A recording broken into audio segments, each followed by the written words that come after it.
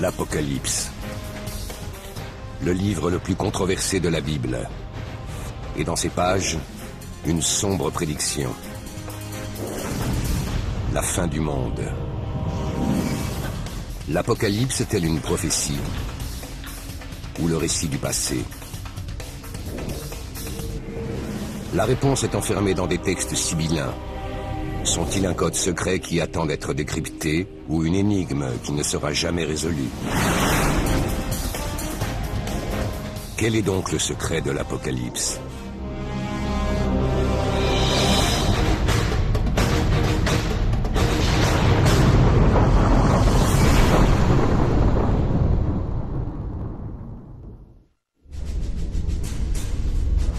Sur un antique champ de bataille, en Terre Sainte, les forces du bien et du mal s'affrontent. Un sinistre personnage est à la tête de l'armée des ténèbres. C'est le site de l'ultime bataille de l'humanité. L'endroit porte un nom terrifiant. Armageddon. Ce scénario ne vient pas d'Hollywood, mais de l'Apocalypse, le dernier chapitre de la Bible. 2000 ans après sa rédaction, une autre bataille fait rage, sur son sens profond. C'est de loin le livre le plus controversé de la Bible. Pour certains chrétiens évangéliques, ce texte décrit un scénario apocalyptique appelé « la fin des temps ».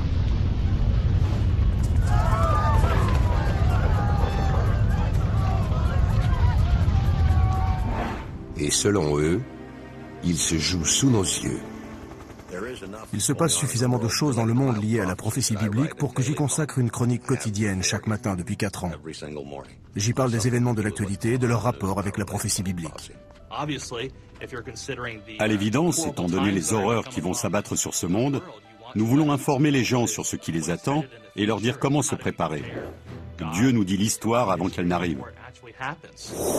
Mais selon la plupart des spécialistes, l'Apocalypse est un pur produit de son époque. Les textes apocalyptiques abordent des questions qui ont trait à leur propre époque. Ainsi, l'Apocalypse du Nouveau Testament évoque des problèmes romains. Elle parle du monde romain, des difficultés de la population et de l'espoir des chrétiens face aux persécutions. Ces textes ne doivent pas être interprétés littéralement, ils ont un sens métaphorique. Les symboles apocalyptiques abondent. La plus grande confusion règne. C'est comme un rêve, dans le sens où nous avons beaucoup d'images sans queue ni tête. Elles n'ont aucune cohérence. Quand on lit l'Apocalypse, on croise de terribles monstres qui émergent des flots, un dragon rouge, un guerrier messianique, et toutes sortes de calamités. L'auteur de l'Apocalypse parle de 7 sceaux, de coupes remplies de la colère divine, d'une prostituée illustre chevauchant une bête écarlate.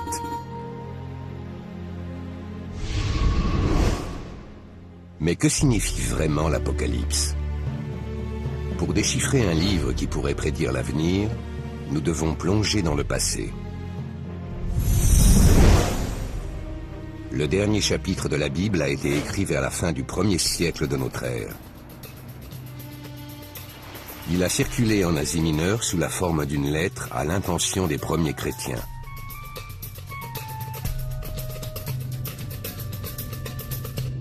On l'appelait révélation ou dévoilement.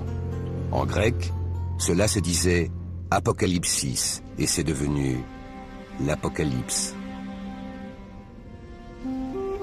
L'auteur se fait appeler Jean. Les premiers chrétiens pensaient qu'il était l'apôtre du même nom.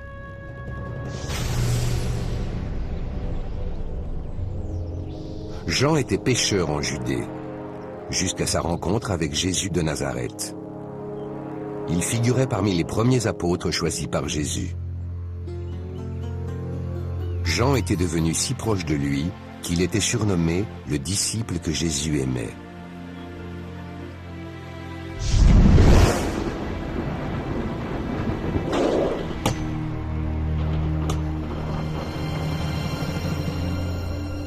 Et au moment de la crucifixion de Jésus, Jean fut le seul apôtre témoin de la scène.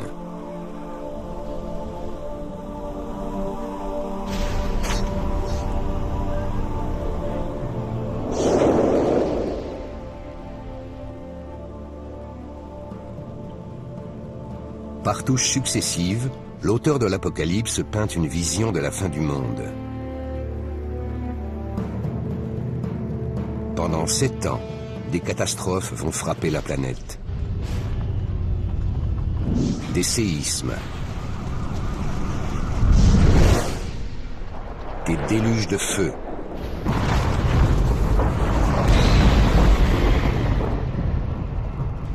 et puis un fou charismatique prendra le pouvoir. Il obligera tous les hommes, femmes et enfants à porter sa marque. 666. Grâce à ces chiffres, il contrôlera l'humanité et sera le maître du monde. Jean l'appelle la bête. Les apocalypticiens disent l'antéchrist. On ne va pas le reconnaître tout de suite, mais je crois qu'il vit déjà parmi nous. Ceux qui adhèrent au scénario de l'Apocalypse pensent savoir comment il se déroulera. À l'apogée de sa puissance, la bête déclenchera l'ultime combat entre le bien et le mal. L'Armageddon. La plupart des habitants de la planète périront. Ce sera la fin du monde tel que nous le connaissons.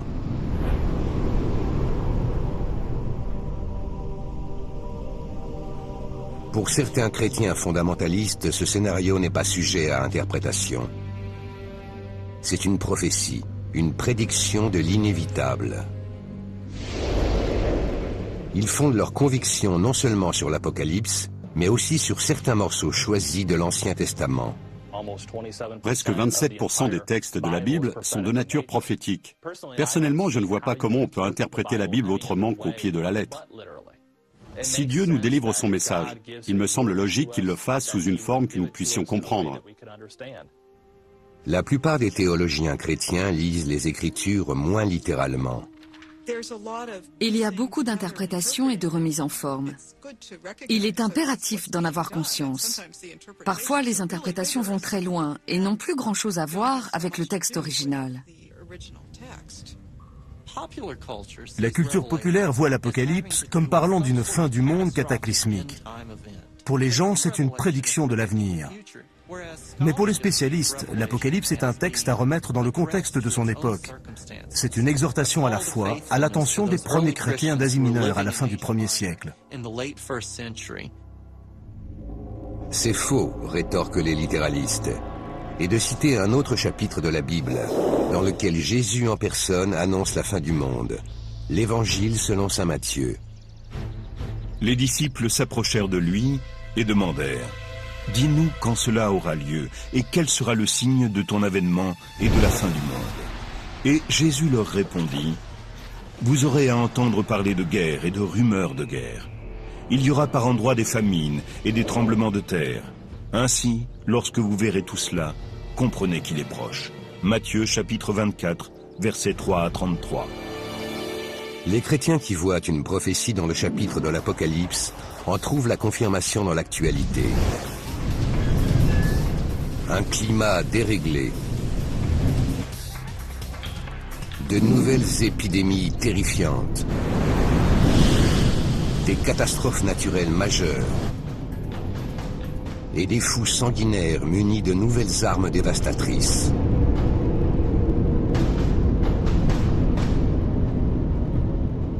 Tout cela évoque l'Apocalypse.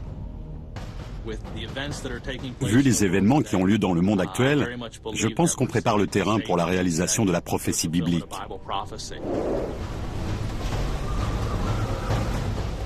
D'autres affirment que les conditions sont réunies depuis toujours.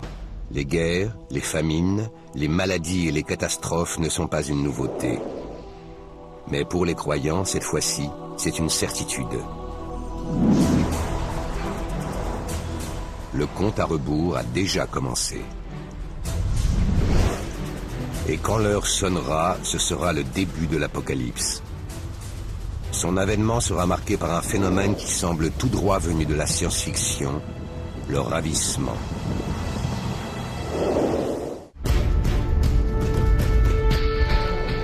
Détail étonnant, il se pourrait bien que la fin du monde se passe dans le silence.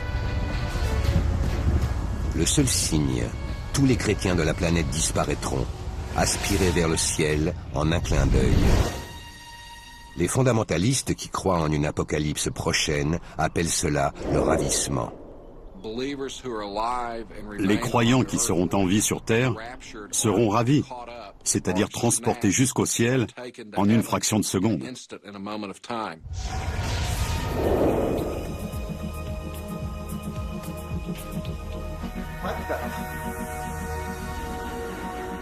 Il y aura la disparition inexpliquée de millions de personnes. Infirmière ?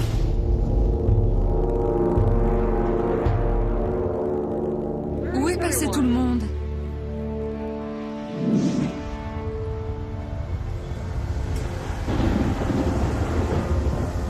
Ceux qui resteront seront les milliards d'incroyants.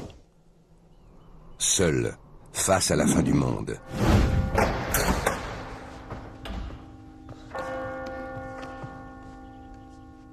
Cette interprétation ne plaît pas à la plupart des théologiens.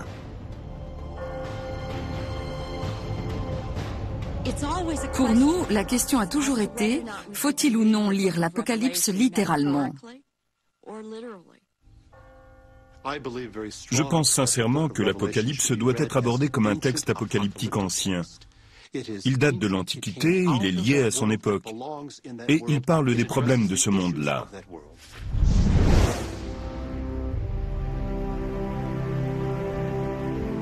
Au 1er siècle, le christianisme était l'ennemi de Rome. Et son plus grand adversaire était l'empereur Néron. À ses yeux, les chrétiens étaient des boucs émissaires tout désignés. Quand un gigantesque incendie a ravagé Rome en 64, il a su qui montrer du doigt. Et pour distraire les Romains, il organisait des crucifixions publiques de chrétiens. Bien après la mort de Néron, les persécutions se sont poursuivies. Comme c'était un chrétien en vue, Jean, l'auteur de l'Apocalypse, a lui aussi été visé par le successeur de Néron, l'empereur Domitien. Jean dit qu'il a été condamné à l'exil au large de la Turquie sur une petite île de seulement 33 km². L'île de Patmos était un paysage sauvage, complètement désolé.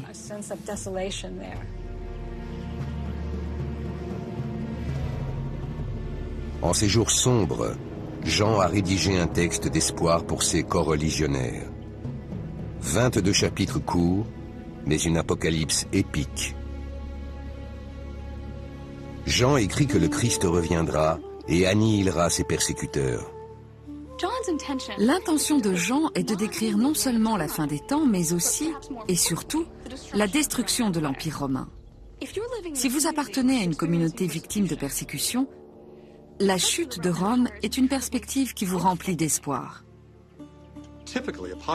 Traditionnellement, les textes apocalyptiques sont écrits pendant des périodes difficiles, quand les gens traversent des épreuves et cherchent des raisons d'espérer. Et ces textes regorgent de messages d'espoir. Comment supporter les difficultés d'aujourd'hui et comprendre que Dieu a de grands projets pour l'avenir. Certains de ceux qui voient l'Apocalypse comme une prophétie croient que les difficultés précéderont le salut du ravissement.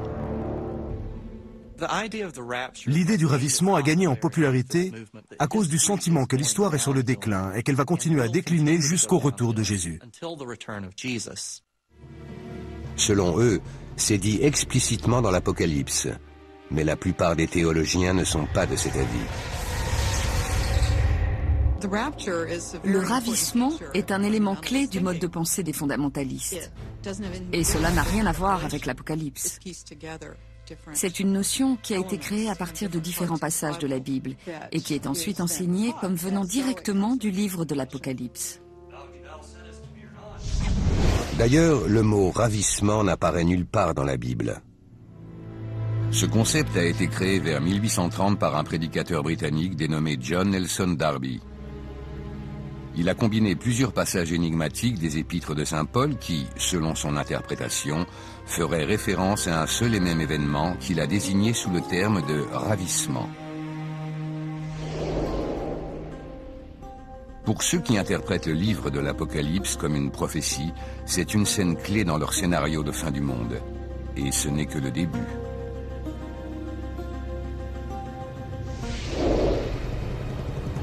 Ensuite viennent 7 années d'enfer sur terre, une période que les littéralistes appellent la tribulation. Les références à la colère divine apparaissent à maintes reprises dans le livre de l'Apocalypse. Il y est dit que des anges vont apporter la fureur du Tout-Puissant parmi les hommes. La mer se changera en flot de sang. Il se passera des choses terrifiantes. Les gens seront frappés par toutes sortes de calamités. Leur peau se couvrira de furoncles et de terribles fléaux s'abattront sur eux. Jean était-il fou? Sous l'emprise d'hallucinogènes? Nul ne le sait. En tout cas, il a fait l'expérience d'une transe visionnaire où il a entrevu la fin du monde. C'est une vision précise et assez terrifiante. C'est la guerre des mondes. C'est un autre univers qui nous envahit. Mais pour les littéralistes, le ravissement précède la terreur de la tribulation.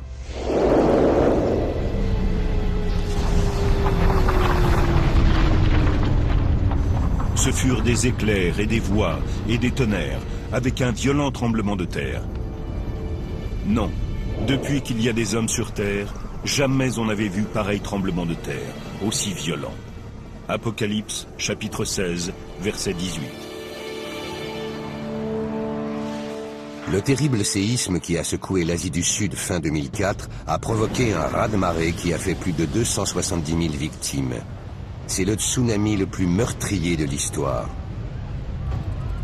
Certains y voient le signe avant-coureur de plus grands désastres à venir. Les apocalypticiens disent aussi que l'Apocalypse prédit une catastrophe globale, déclenchée par un corps céleste. Alors tomba du ciel un grand astre, brûlant comme une torche. Il tomba sur le tiers des fleuves et sur les sources, et bien des gens moururent. Apocalypse, chapitre 8, versets 10 à 11.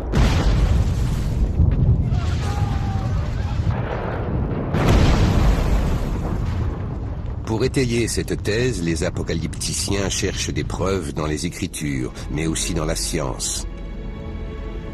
Bien que les chutes d'astéroïdes de grande taille soient un phénomène rare, ils pensent que l'un d'eux est en route pour s'écraser sur Terre. Récemment, on a parlé de plusieurs astéroïdes qui ont frôlé la planète et pour eux, c'est le signe que la grande tribulation est proche. Et ces terribles tribulations sont symbolisées par 4 des plus célèbres personnages de la Bible, les cavaliers de l'Apocalypse, qu'on appelle aussi les 4 vivants.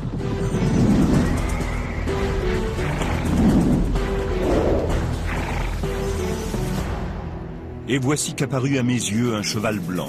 Celui qui le montait tenait un arc. On lui donna une couronne, et il partit en vainqueur, et pour vaincre encore. Apocalypse, chapitre 6, verset 2.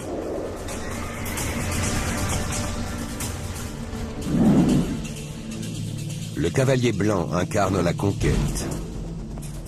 Le cavalier rouge, la guerre.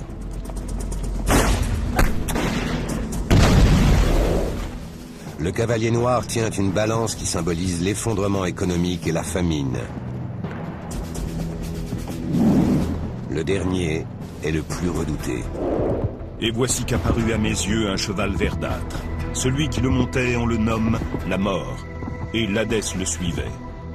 Apocalypse, chapitre 6, verset 8. Pour les croyants, l'arrivée des 4 cavaliers annoncera le début de la fin, le chaos et les destructions des 7 ans de tribulation. Et plus de la moitié de la population terrestre périra au cours des événements de ces 7 années. Mais les spécialistes sont nettement moins alarmistes. Jean ne décrivait pas une future apocalypse, mais une situation de crise contemporaine, un empire effrayant en Orient.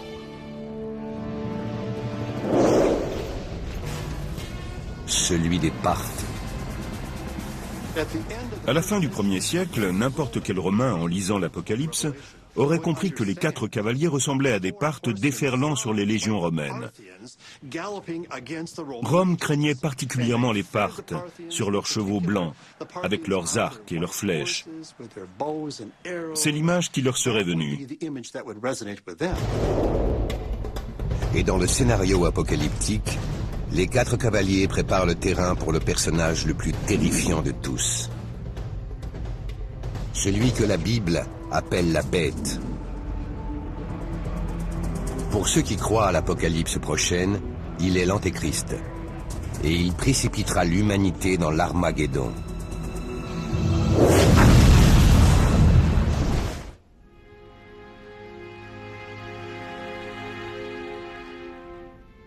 La grande question est, si l'Antéchrist apparaissait sur Terre, le reconnaîtrait-on?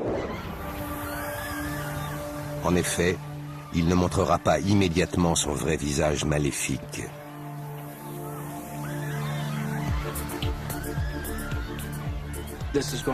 Il sera l'homme le plus populaire de la planète, comme une star de rock.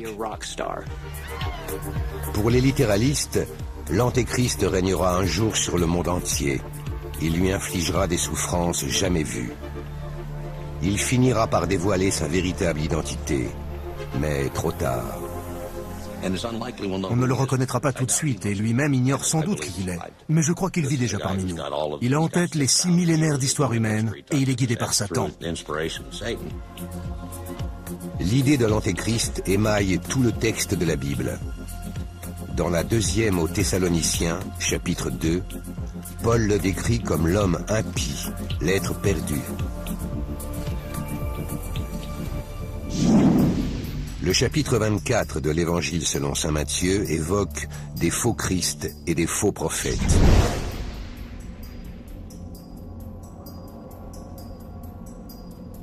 Pourtant, dans l'Apocalypse, le terme Antéchrist n'est pas cité. Jean le nomme simplement la bête. Alors je vis surgir de la mer une bête, ayant 7 têtes et 10 cornes. Sur ses cornes 10 diadèmes, et sur ses têtes des titres blasphématoires. Apocalypse chapitre 13, verset 1. Et depuis que la Bible a décrit la bête, les apocalypticiens cherchent à l'identifier.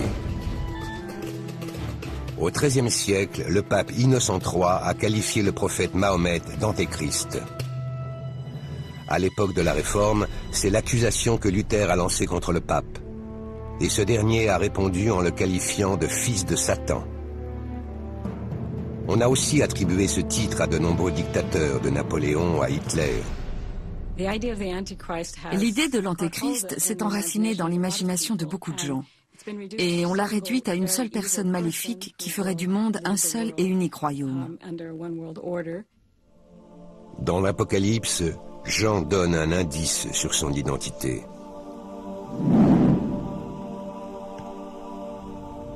Que l'homme doué d'esprit calcule le chiffre de la bête. C'est un chiffre d'homme. Son chiffre, c'est 666. Apocalypse, chapitre 13, verset 18. 666.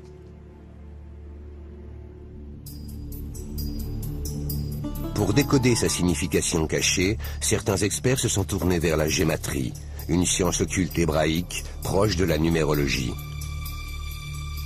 L'alphabet hébreu est composé de 22 lettres, et à chacune, on associe une valeur numérale. En fait, grâce à la gématrie qui repose sur le symbolisme des nombres, on peut savoir qui était 666. Quand les exégètes appliquent la gématrie à d'éminents personnages du 1er siècle, ils en identifient un qui correspond parfaitement au 666.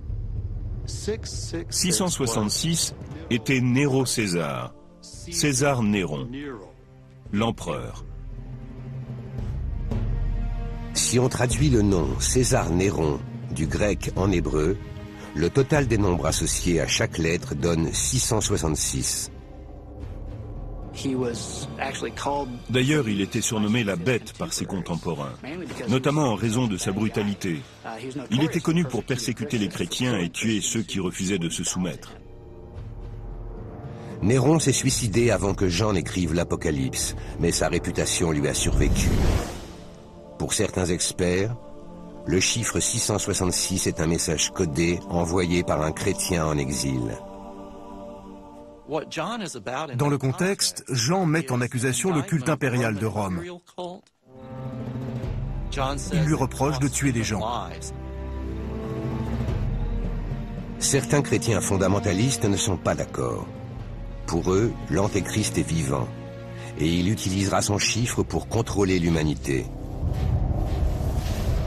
Selon leur scénario, l'Apocalypse entraînera le chaos. Pour survivre, chacun devra accepter la marque de la bête, comme le prédit le texte.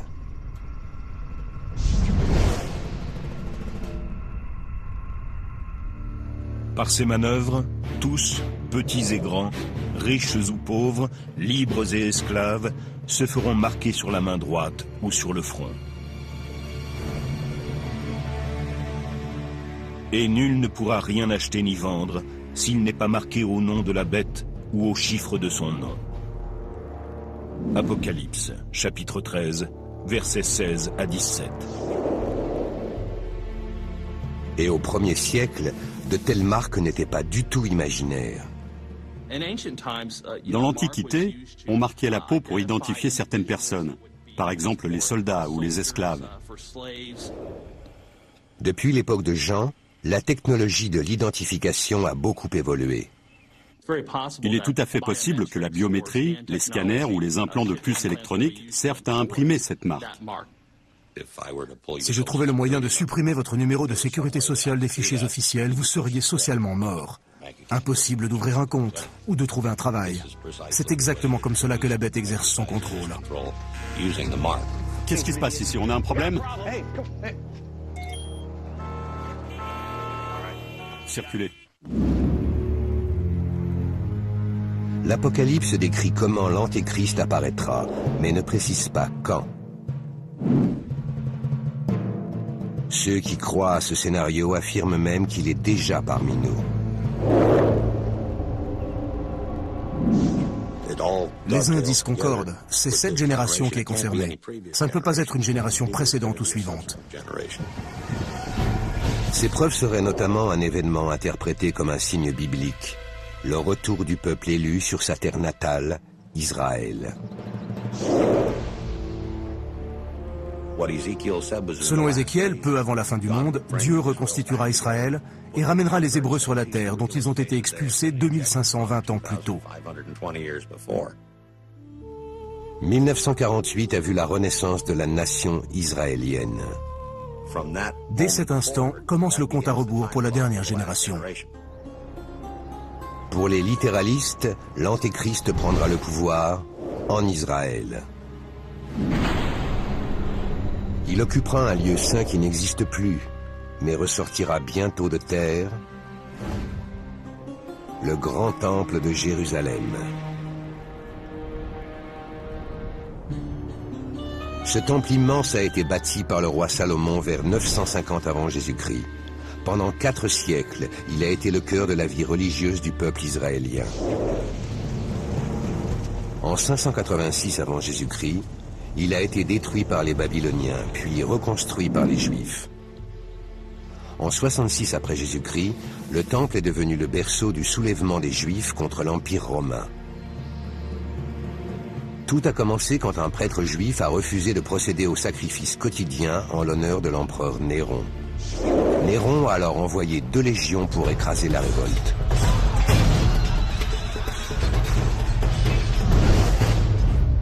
En 70 après Jésus-Christ, les Romains ont réussi à triompher des rebelles et à réduire le temple en cendres. Jean et ceux qui l'écoutaient savaient forcément que les armées romaines avaient pris Jérusalem, incendié le temple et détruit la ville. Et Jean devait en vouloir à Rome.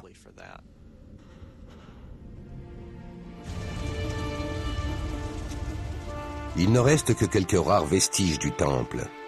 Mais un mur de soutènement est toujours debout sur la façade ouest. C'est le fameux mur des Lamentations, le site le plus sacré du judaïsme. Dans l'Apocalypse, Jean décrit une ville sainte, une nouvelle Jérusalem, édifiée sur le site du temple détruit.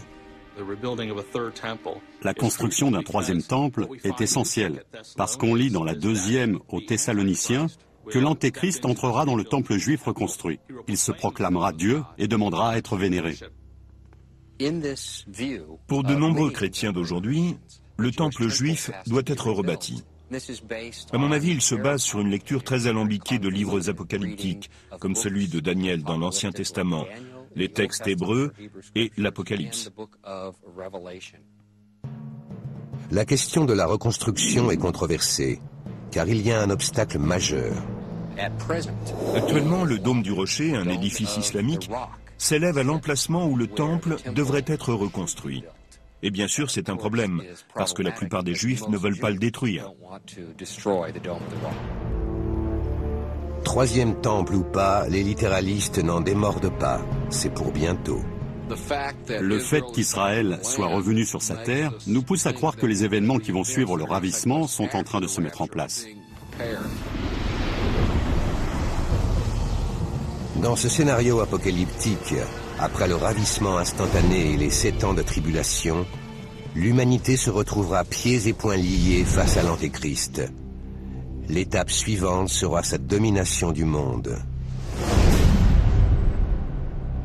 On lui donna pouvoir sur toute race, peuple, langue ou nation, et ils l'adoreront, tous les habitants de la terre. Apocalypse chapitre 13, versets 7 et 8.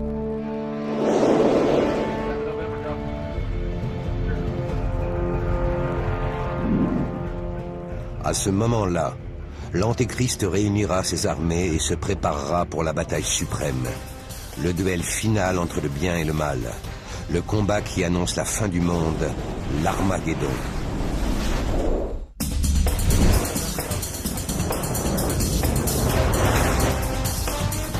Si l'on en croit le scénario prophétique de l'Apocalypse, il faut s'attendre à ce que l'Antéchrist rassemble la plus grande armée de l'histoire pour cette ultime bataille. Certains fondamentalistes ont même imaginé la campagne sur une carte. L'Antéchrist va demander à toutes les armées du monde de se réunir dans une zone de bivouac, avant d'avancer sur une centaine de kilomètres au sud pour attaquer Jérusalem. Les Hébreux de l'Antiquité appelaient la région Megiddo. L'Apocalypse lui donne un autre nom, Armageddon. Et de fait, ce sont des esprits démoniaques, des faiseurs de prodiges, qui s'en vont rassembler les rois du monde entier pour la guerre, pour le grand jour du Dieu maître de tout, au lieu dit en hébreu, Armageddon. Apocalypse, chapitre 16, versets 14 et 16. L'affrontement est prophétique, mais la référence géographique est bien réelle. Le terme Armageddon est dérivé de la version grecque de l'hébreu Armageddo, qui signifie montagne de Magédo. À 80 km de Jérusalem, dans le nord d'Israël, se trouvent les ruines du village de Megiddo.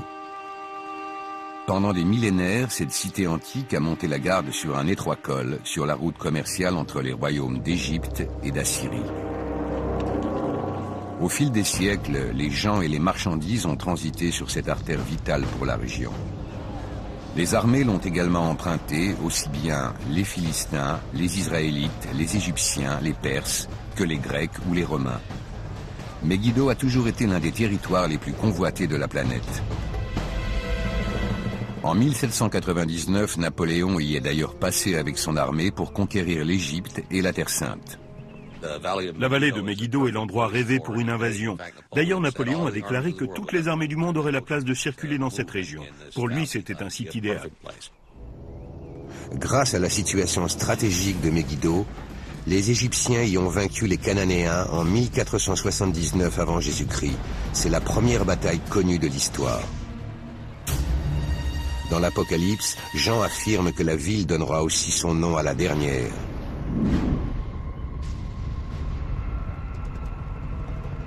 Selon les apocalypticiens, une seule armée fera face à l'Antéchrist. Un groupe de réfugiés chrétiens et juifs qui n'auront pas été ravis, mais se seront repentis.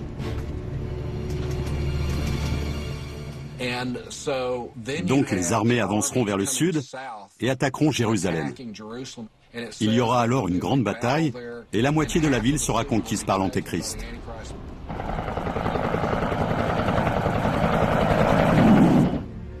Pour décrire les combats, l'auteur de l'Apocalypse utilise un langage codé. Tels m'apparurent en vision les chevaux. Leur tête est comme celle du lion, et leur bouche crache feu et fumée, et soufre. Apocalypse, chapitre 9, verset 17. Imaginez que vous viviez au 1er siècle, lorsque les machines étaient toutes actionnées par des animaux, par exemple les carrioles tirées par un cheval. Et soudain, vous êtes catapulté dans un endroit où vous voyez par exemple la première guerre du Golfe. Et ensuite, vous devez décrire cela avec le vocabulaire de quelqu'un du 1er siècle.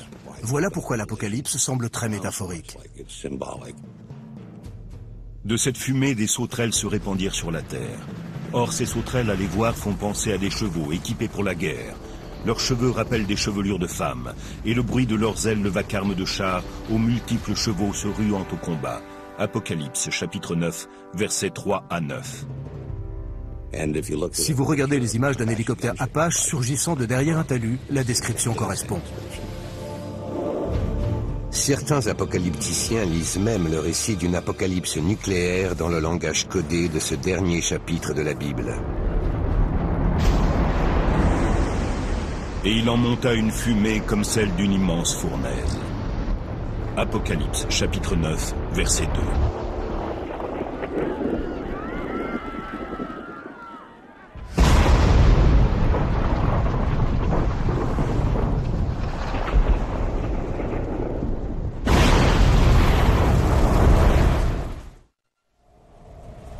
Et les astres du ciel s'abattirent sur la terre, et les monts et les îles s'arrachèrent de leur place. Apocalypse chapitre 6, versets 13 à 14. Et le soleil devint noir comme une étoffe de crin, et la lune devint tout entière comme du sang. Apocalypse chapitre 6, verset 12.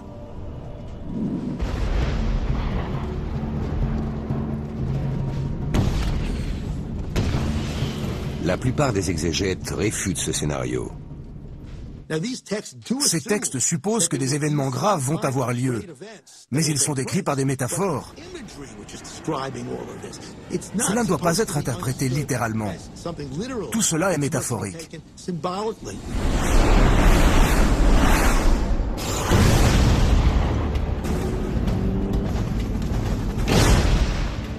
Mais dans cette sombre vision de l'Apocalypse, certains voient la lumière.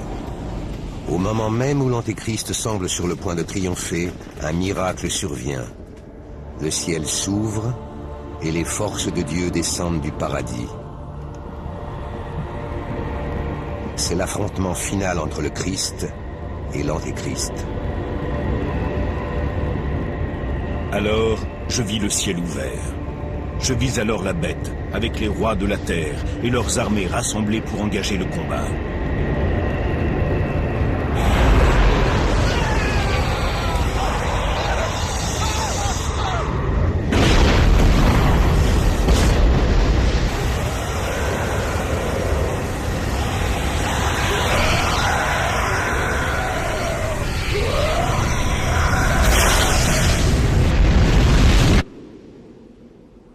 La bête fut capturée. Apocalypse, chapitre 19, versets 11 à 20. Après une ère de tribulation, une éternité de paix.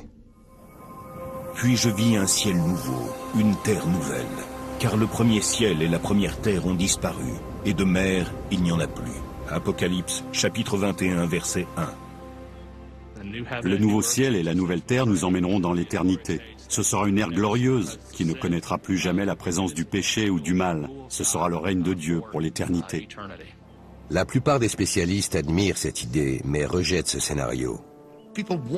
Les gens ont tellement envie de voir le diable terrassé qu'ils croient qu'il y aura une sorte de Deus ex machina, l'éruption de Dieu dans l'histoire.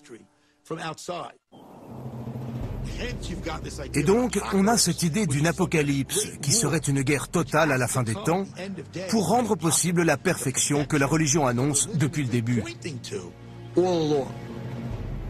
Pour les spécialistes, l'Apocalypse a été mal interprété depuis le début. L'Apocalypse est toujours particulièrement populaire auprès de ceux qui prévoient la fin du monde pour bientôt. Et comme ce texte est très métaphorique, on a souvent pu l'adapter aux circonstances du moment.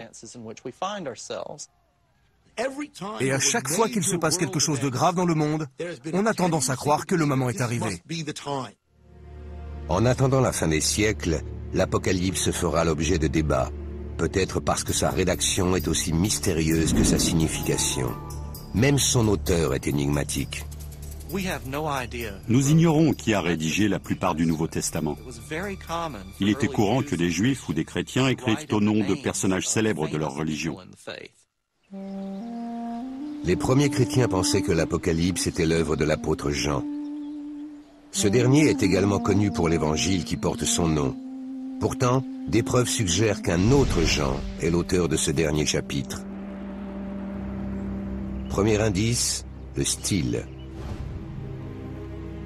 L'Évangile selon saint Jean ne ressemble pas du tout à l'Apocalypse. Le grec de l'Évangile est une langue simple et pure, alors que l'Apocalypse est écrite dans un style atroce. Deuxième indice, la chronologie. L'Apocalypse a été rédigé vers l'an 95 de notre ère. À l'époque, l'apôtre Jean aurait été pratiquement centenaire. À vrai dire, il était sans doute déjà mort. Qui donc a écrit l'Apocalypse? Il est peu probable que cette question soit un jour tranchée. Et pour ceux qui y voient une prophétie, le messager importe moins que le message. La fin est proche. Je pense que la fin des temps est imminente. Quand on lit ces prophéties et qu'on observe le monde actuel, on a vraiment l'impression que Dieu prépare le terrain pour l'accomplissement des événements de la fin des temps. Je m'attends à voir le ravissement avant ma mort. Et pourtant, quand le texte a été écrit, son titre, Apocalypse, ne signifiait pas la même chose. À l'origine, Apocalypse signifie tout simplement dévoilement. C'est la découverte d'un secret que seules les divinités connaissent. Mais dans son usage moderne, ce mot évoque la fin du monde, parce que nous l'associons au dernier chapitre de la Bible. Parmi les chrétiens, la force de ce livre ne tient peut-être pas à la précision de ses prédictions, mais plutôt à son impact sur les comportements. Très souvent, des gens ont pris l'Apocalypse très au sérieux, et ils se sont lancés dans des actions révolutionnaires ou destructrices, comme David Koresh et les Davidiens. En 1993, près de Waco, au Texas, un groupe de Davidiens, sous l'égide du gourou David Koresh, s'est barricadé pendant 51 jours dans une ferme encerclée par le FBI. Les Davidiens sont une petite secte chrétienne qui croit dur comme fer aux prophéties de l'Apocalypse. Le siège s'est achevé sur une scène d'une violence apocalyptique avec la mort de 80 hommes, femmes et enfants. Au XXe siècle, on a vu souffler de nombreux vents de panique inspirés par ce scénario. En 1918, certains ont pensé que l'épidémie mondiale de grippe espagnole était une peste biblique qui allait anéantir l'humanité. Mais elle est passée, et le genre humain a survécu. Pourtant, de nombreux apocalypticiens restent sur leur garde. Le Christ peut revenir n'importe quand, donc je prends soin de vivre d'une certaine manière afin de ne pas être pris au dépourvu. Au cours de l'histoire, l'Apocalypse en a convaincu beaucoup de se préparer à la fin. Pour certains, elle est arrivée, mais pas comme prévu.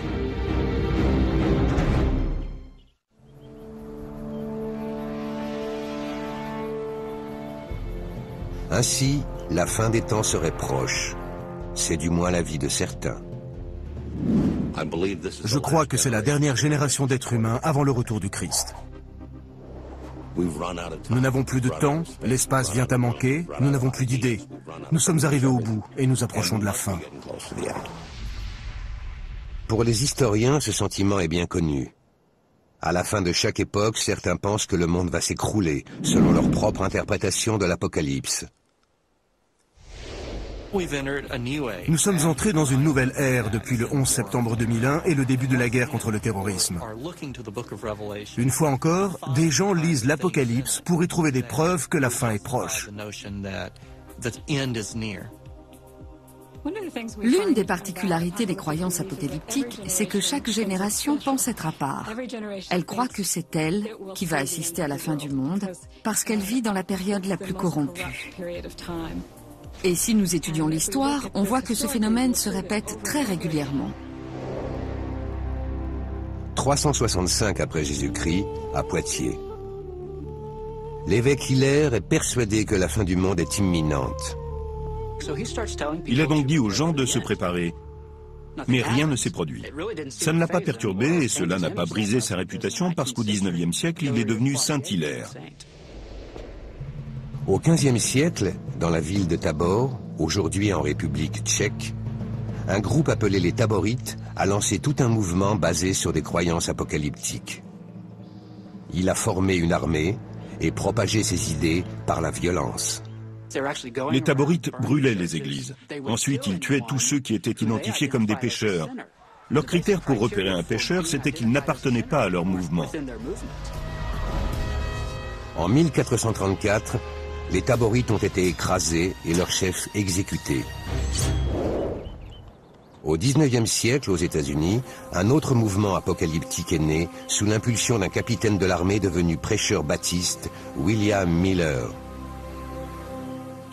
Après avoir étudié le livre prophétique de Daniel, il est arrivé à la conclusion que le ravissement aurait lieu vers 1843 ou 1844.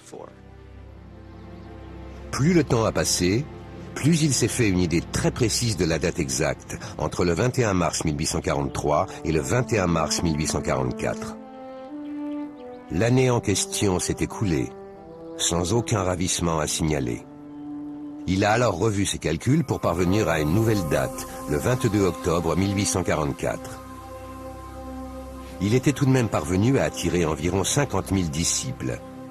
À la veille du grand jour, certains ont donné tous leurs biens. Il en est même qui ont acheté des robes d'ascension spéciales pour l'occasion. Quand la date est arrivée, tous ses disciples se sont réunis sur des collines pour prier et chanter des cantiques, en psalmodiant et en levant les mains vers le ciel.